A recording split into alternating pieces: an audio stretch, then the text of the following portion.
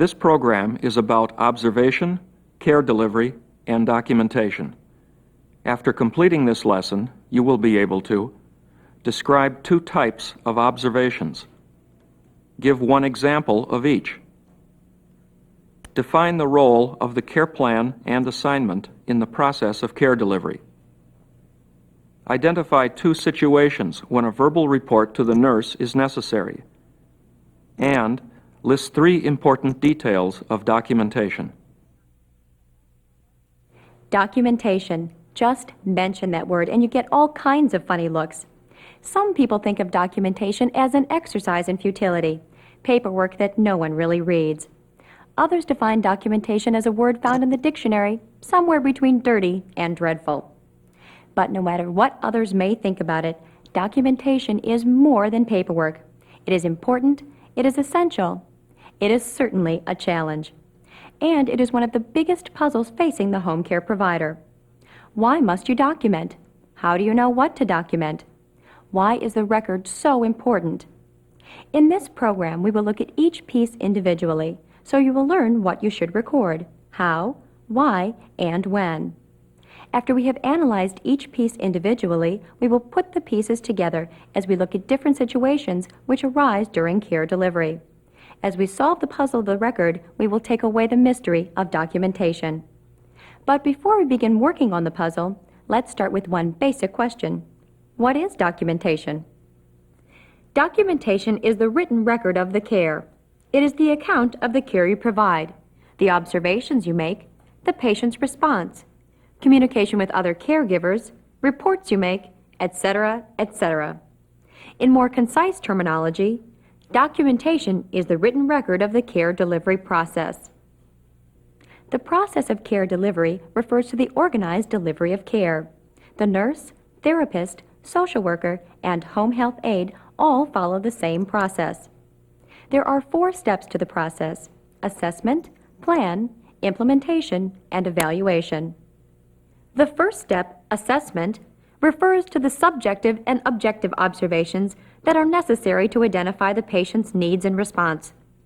The home health aide contributes to the assessment process through observations made during time spent with the patient. The second step is the plan. Working together, the patient and the home care team identify the patient's needs and goals, giving direction to care delivery. These are different and unique for every patient. The patient recovering from a fractured hip will have different needs and goals than the patient who is experiencing an exacerbation or flare-up of Parkinson's disease. The interventions are actions implemented by the home care team, patient, and family, and designed to help the patient meet the goals. The interventions for the home health aide are spelled out in the assignment. Evaluation, the last step in the care delivery process, looks at the impact of the plan and care delivery on the patient. Is the patient making progress towards the goals we set? Are the interventions working? Based on the findings of the evaluation, we can modify and revise the plan so the patient receives the care he needs. That brings us to the first piece of our puzzle. Documentation is the exact written record of the care delivery process. And as the exact record, it serves a variety of functions. Documentation is a means of communication between members of the healthcare team. Physicians, social workers, nurses, therapists, home health aides, volunteers, insurance companies, and others share and communicate information about the patient's needs, goals, plan, and response through documentation. Documentation is a legal record of the care planned and delivered. The information in the record can protect you and your agency. It is important to follow the care assignment exactly and to document the patient's response and any important observations. Documentation is important for reimbursement. Because home health care is often reimbursed by the individual visit, we must provide, in a timely manner, adequate documentation of each visit to meet the criteria of the third-party payers who pay for home health care. Your agency nursing and administrative staffs are familiar with the various requirements and know how to translate these requirements into practice. Documentation plays a role in the quality assurance process of your agency. The quality assurance team analyzes documentation to ensure that the right kind of care is provided. You must precisely document the care you deliver. If you do the care and fail to document it, it will appear that the care was not provided and the level of quality was not achieved. And finally, we must look at the impact of the Omnibus Budget Reconciliation Act of 1987, also called OBRA 87. OBRA mandated a survey process to evaluate the care provided by the agency and the impact on the patient. The survey will include a review of the medical record and a visit to the patient's house. Once again, complete documentation is essential to provide the necessary information for the surveyors to evaluate the care you deliver. So now we can put the first piece of our puzzle in place. Documentation is the exact written record of the care delivery process. You must record exactly what you heard, observed, reported, and did in a concise, precise, accurate, and complete format. Before we look at the other pieces in the puzzle, let's review. What is documentation? Can you describe the 4 steps in the care delivery process?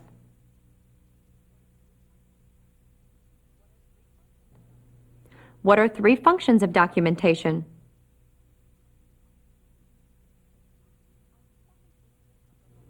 Our second piece of the puzzle represents observations. Observations are data which help the agency plan, evaluate, and revise the care. You make observations during the entire time you are with the patient, during the bath, while the patient eats or walks, as you visit with the patient and family, or even as you do the laundry. There are 2 types of observations, objective and subjective. Let's talk first about objective observations. You make an objective observation when you use your senses of hearing, touch, smell, and sight to confirm a finding. You use the sense of hearing to listen to the patient's cough or respiratory distress, gasping, wheezing, or choking.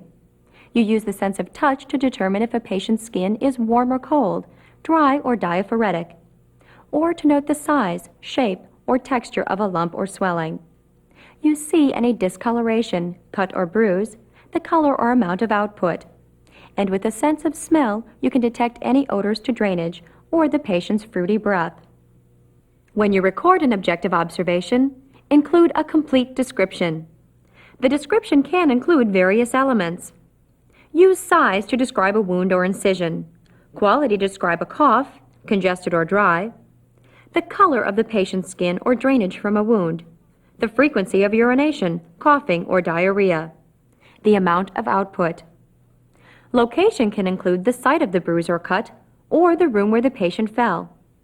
And depending on the observation, you may need to include other information.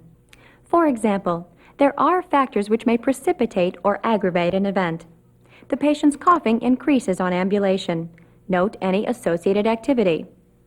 The patient takes 2 pain pills after walking, or has difficulty breathing after smoking a cigarette. Organize the information logically, including all the appropriate descriptors, in a clear, concise style. To be sure that your meaning is clear, avoid vague words such as normal, good, adequate, or usual. What does normal really mean? If your patient has a good appetite, how much food did she consume? Adequate output for a child can mean something totally different than adequate output for a patient with kidney disease. Let's practice observation and documentation techniques with a few examples. Take a minute to describe this picture. This patient has 2 bruises. To make a complete observation, you should include the location, the size, and the color. Both bruises are on the lateral or outside aspect of the patient's right thigh. One bruise is about 6 inches in diameter and reddish yellow and blue in color. The smaller bruise is about 2 inches in diameter and bluish brown. Here's another example, a soiled dressing. The dressing can convey considerable information about the condition of the wound. For a complete description, include the color of the drainage, the odor, which you cannot detect from this picture, and the amount. Amount of drainage is best described through the dimensions of coverage on the dressing. The drainage on this dressing covers the size of a $50, or about 1.25 inches. If the patient has more than one dressing, also note the location of the dressing you are describing. As important as objective observations are, they are not enough by themselves. You will need to obtain information from the patient about those things which you cannot observe objectively with your senses of vision, hearing, touch, and smell. Subjective observations, or observations from the patient's point of view, contribute additional information which we need to plan and evaluate care.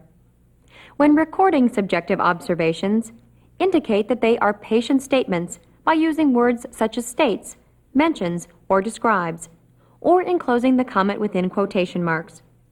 You may need to ask specific questions so the observation is complete. If the patient states that he has pain, ask the patient to describe the pain, its location, what makes the pain better or worse. While ambulating with the walker, the patient describes a dull pain in his left shoulder, which is relieved with 2 pain pills. The patient believes the pain results because the walker is too short. Many times, you will need to blend objective and subjective observations together to record the real picture. With the last example, objective observations add important information. The patient does not stand straight and grimaces when he walks with the walker. So we will place the second piece of the puzzle for objective and subjective observations into place. The next piece of the puzzle represents care delivery. As a home health aide, you play a valuable role in implementing the care plan through the care you are assigned to deliver. Your assignment is very important. The nurse will assign duties and responsibilities for you to perform which will assist the patient in achieving the goals of care. Your assignment should provide enough information so you can deliver precisely the care the patient needs. The assignment should include what, when, where, which, and how you will care for the patient, and also identify any patient or family responsibilities. The care you deliver should correspond to the assigned duties. When you document care, be sure to record everything you did and observed. Every agency has its own forms, methods, and policies for completing the assignment and documenting care delivery. Be sure to fill in any blanks or check necessary boxes if your agency uses a flow sheet format. Record narrative comments in the appropriate location on the form. Let's look at the assignment and corresponding documentation of care by the home health aide. Mrs. Johnson is recovering from a CVA. She has some limitations in activities of daily living. She also has a poor appetite and experiences difficulty swallowing. Here is the assignment that the registered nurse completed for Terry, the home health aide. By studying the assignment, can you identify what duties Terry must perform?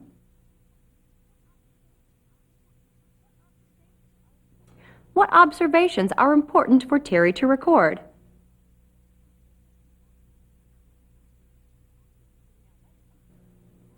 Now let's observe the actual care delivery process and see if Terry completes the duties and responsibilities as assigned.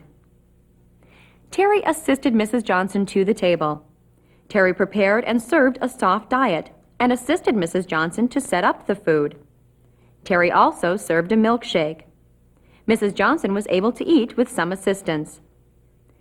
This is Terry's completed visit flow sheet. Does it appear to you that Terry has completely documented the care delivery process? Did she complete her duties as assigned?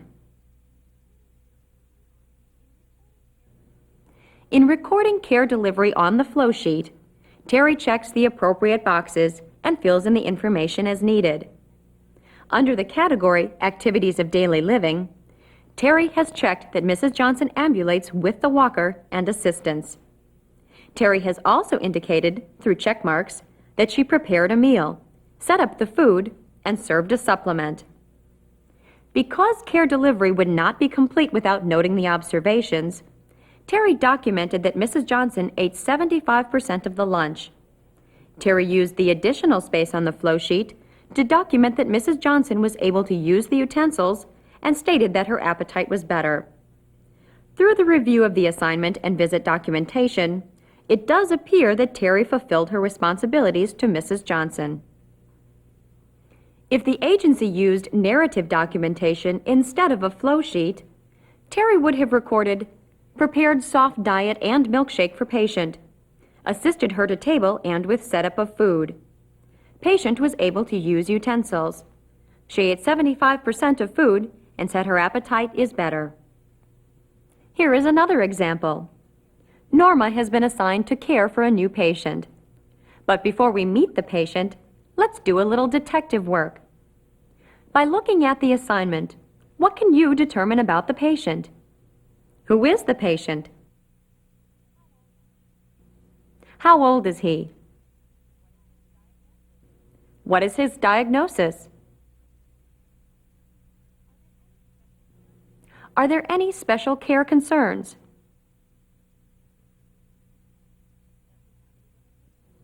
Does he have any limitations? What duties should the home health aide perform?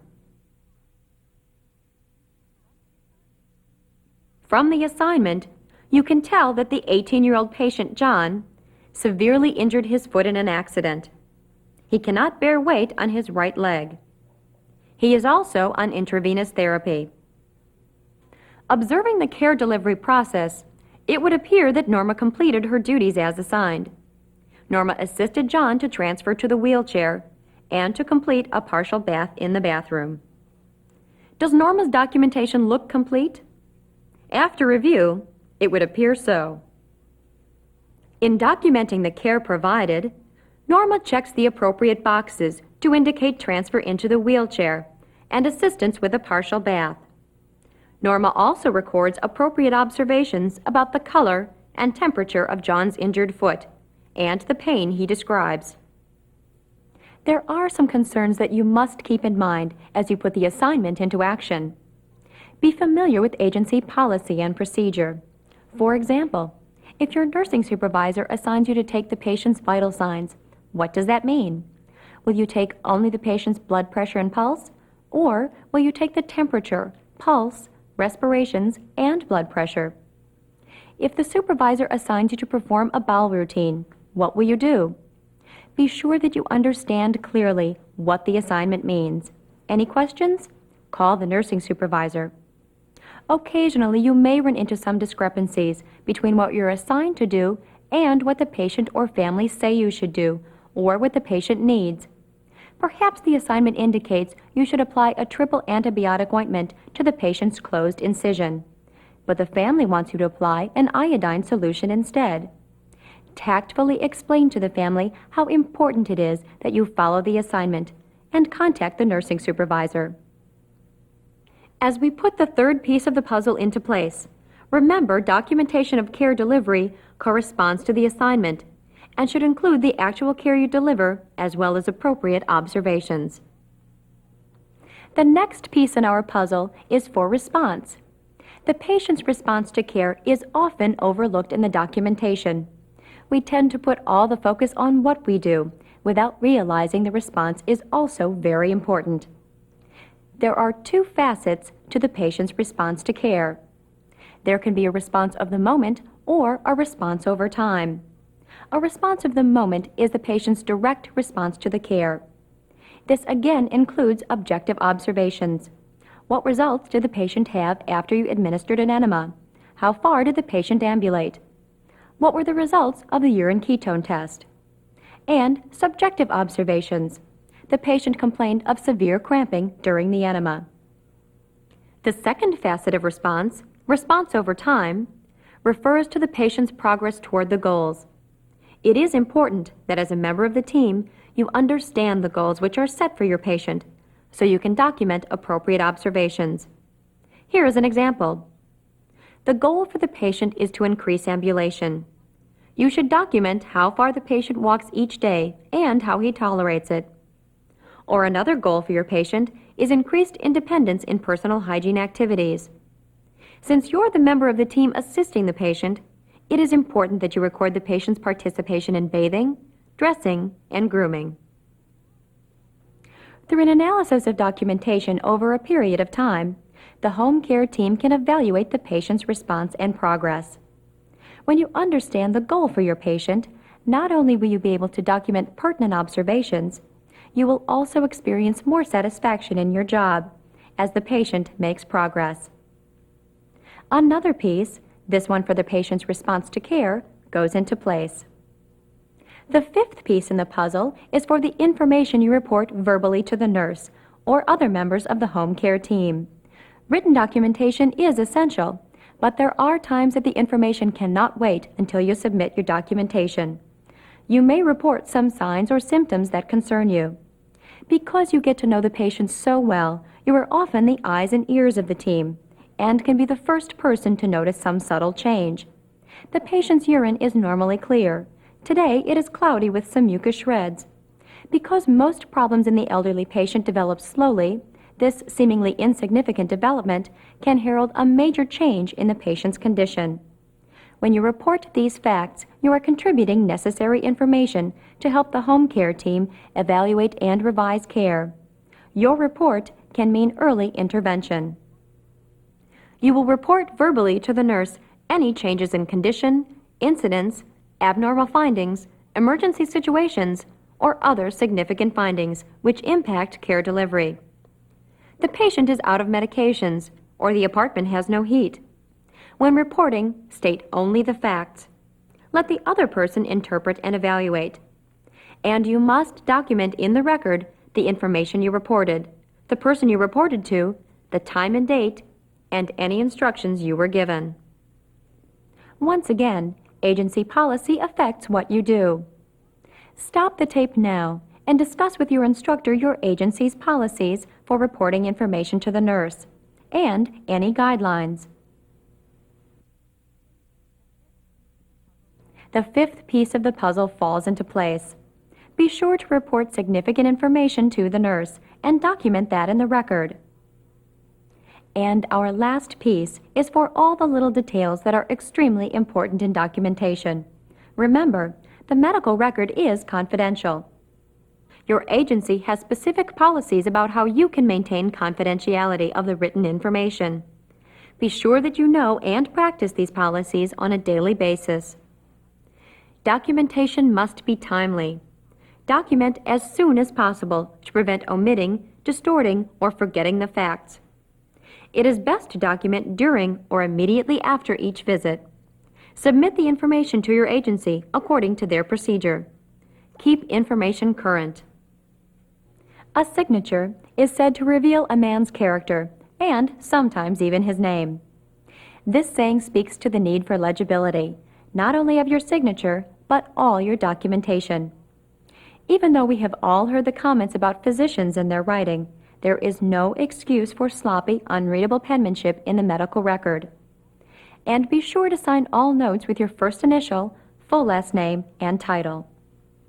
The record is a legal document, so be precise. Complete it in ink, preferably black or according to your agency policy. Be exact in your information, particularly when recording date and time. The date on your visit note must match the date on your time slip. Be sure that the patient's name is on each page of documentation. Familiarize yourself with the policy for correcting mistakes in documentation. The best approach is to draw through the mistake with a single line so you can read the error. Initial and date the error and enter the correct information. Never erase, cross out, or use whiteout. Don't insert comments or leave blank lines.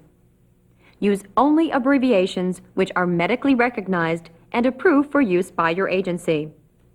And abbreviations should save time, but not at the expense of clarity of meaning. In different agencies, the initials BR mean bathroom, bedroom, or bowel routine. PT can mean the patient, physical therapy, or pint.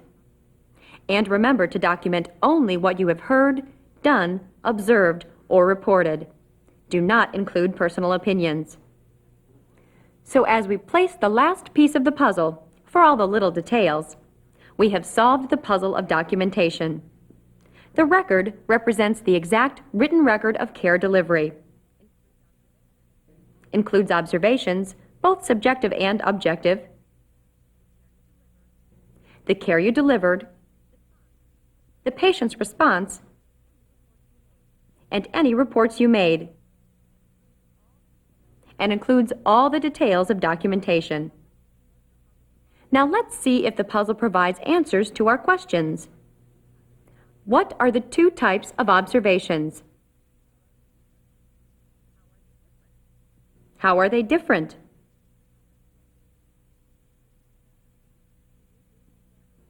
Can you give an example of each?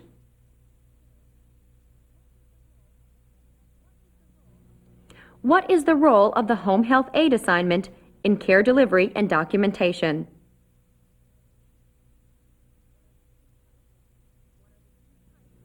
What are the two types of patient response to care delivery?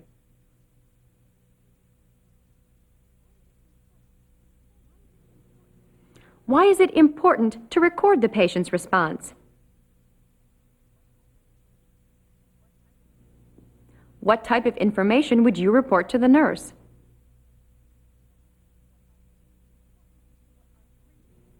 What are three important details of documentation?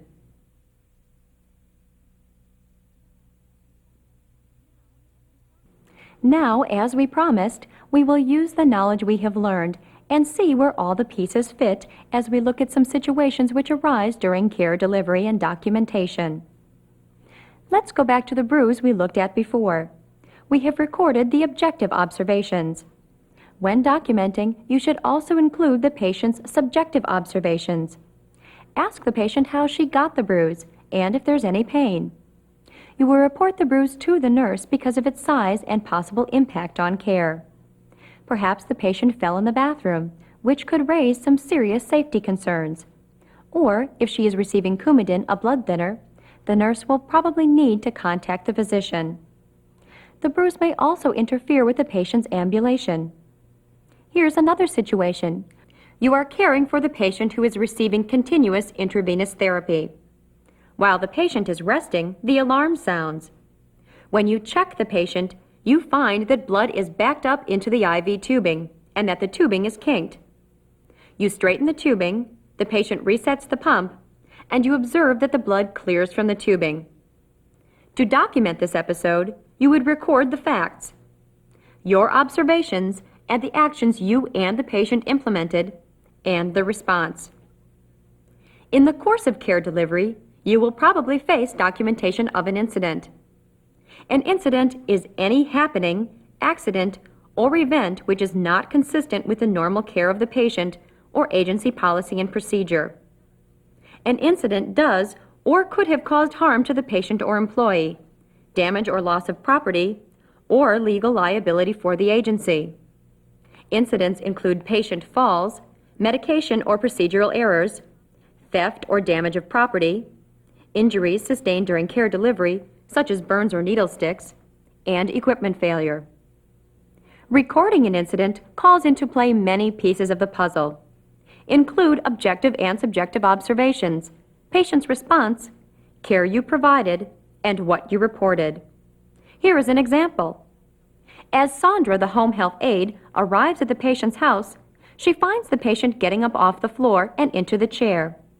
Sandra asks what happened. The patient says she tripped on the rug. Sandra checks for any injuries and asks the patient how she feels, and then calls the nurse. The first rule in responding to an incident is to care for the patient. If this means calling for emergency assistance or implementing emergency actions, do it. Then report the incident to the nurse, saving documentation for last. Keep mental notes so you can completely document the incident. Organize your thoughts in a logical manner. In the narrative recording of this incident, Sandra includes observations, the care she provided, patient response, the report to the nurse, and the nurse's instructions. Again, it is very important to know the policy of your agency. The policy determines how you can respond to emergencies and incidents. Take a minute now to talk about your agency's incident policy and your role. One of the biggest problems in documentation happens when we leave the objective frame of mind and head towards summarizing or diagnosing a patient's behavior or mood. Your patient's bed sore is getting smaller. Perhaps you record that it is healing. But how do you know that for sure? It is possible that the decubitus is closing over on the top. Avoid summaries. List the objective description of decubitus, including the dimensions, and let the facts speak for themselves. Or your patient is crying. You might record that the patient is depressed, but this is an evaluation, an interpretation, not an objective observation. Perhaps your patient was laughing so hard at an old movie, she started to cry. Or perhaps your patient is weepy most of the day, does not eat her meals, or get out of bed. It is better to document the observation of the patient's behavior and let the other person make a judgment. Different moods and behaviors often described in documentation as paranoid, angry, hostile, suspicious, depressed, or non-compliant are better handled through objective observations of the patient and subjective comments. Let the reader make their own interpretation. Remember, this is a legal document, and you may not be qualified to diagnose the patient's behavior. Documentation. It is necessary and essential, and not nearly as confusing as you thought. By understanding and applying the principles we have learned, you take away the mystery. Now that you have solved the puzzle of the medical record, go ahead. Observe, deliver care, report, and document.